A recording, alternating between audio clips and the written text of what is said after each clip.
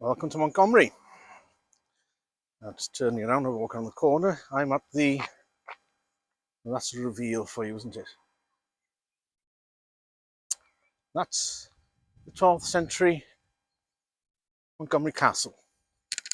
There's an info plaque up there. I can jog my memory because I'm fantastically ignorant, I'm afraid. Oh, some broken glass in the back of my phone. That's clever. Oh well, back glass broken. Front glass not so bad. Yes, so 13th century. Just have a look at this. Enemy at the gate.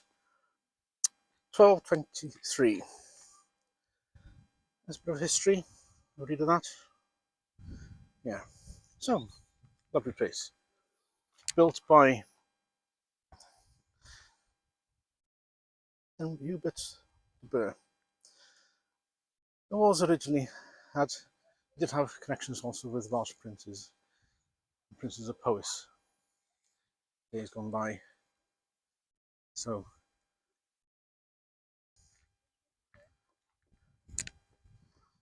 I'll just have a wander up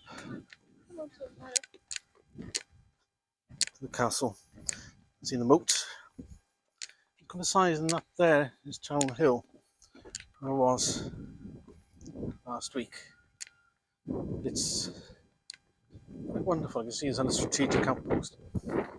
That's Corndon Hill, Stripe of Stones, Bromlow Callow, that's the Long Mountain. That's the Kerry Ridgeway, and just about to see the Long Mynd, tail end of the Long Mynd. So it's actually quite a nice day. So there, that's the road to Cherbury, and halfway down there is the border. The border between England and Wales runs straight across. Directly in front of you is the valley of the River Camlan in England. 1 mile to the left is Rhyd Chwima and Montgomery Ford, which is where the Romans had a outpost, as it happens. So down there, right across there is the border. That's, you can see a white building, find some sheep, and there's another white building to the left in the trees. That's Montgomery Cricket Ground and Limor Pool. Those were the grounds of Limor Park. The border runs right across there somewhere. I know roughly where it is, but you wouldn't from up here. This is literally the borderlands. That's the direction of Powys Castle Park, the Washpool, and the Rallt, and that's Long Mountain. And you just must make out a bit of the Berwyn Range. So, Bromlow Callow, and the border, that's St Nicholas's Church. Yeah, so trying to work out where the virus will kill you and where it won't kill you up here, compared to where the different rules, COVID rules apply, the different regulations, where you weren't allowed to leave your house in one country, but you were allowed to leave in the other. Right down there, it runs across towards the Long Mountain, up along the eastern side of the Long Mountain, drops down, and over there's Marton and Worthing, and in the far distance behind Bromlow Callow is Shrewsbury. Yeah, so this is the farce, really, of living in, I suppose you could say, devolved administration. It is a hard border in many respects, and as yet there is no separate Welsh rule of law. There is no Welsh legal and criminal justice system yet. So I can imagine how difficult it is up in Scotland, in the borderlands there, where you have a separate legal system, and it actually has been since centuries, hasn't it?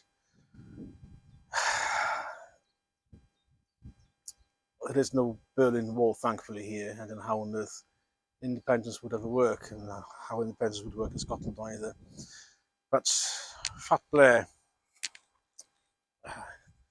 you know who I'm talking about there, don't you? He wants to impose on us again what he's not ruling out another lockdown, because the cases are rising. yeah, we're having long COVID apparently. Well, it's not long COVID, though, it's long vax, long ADR. So he's not ruling it out in the interview with Liz, was it Liz Truss? No, Liz Truss. Esther McVeigh, tell a lie, on GB News yesterday morning. And he wasn't going to rule it out because scary, a new variant that might affect children especially.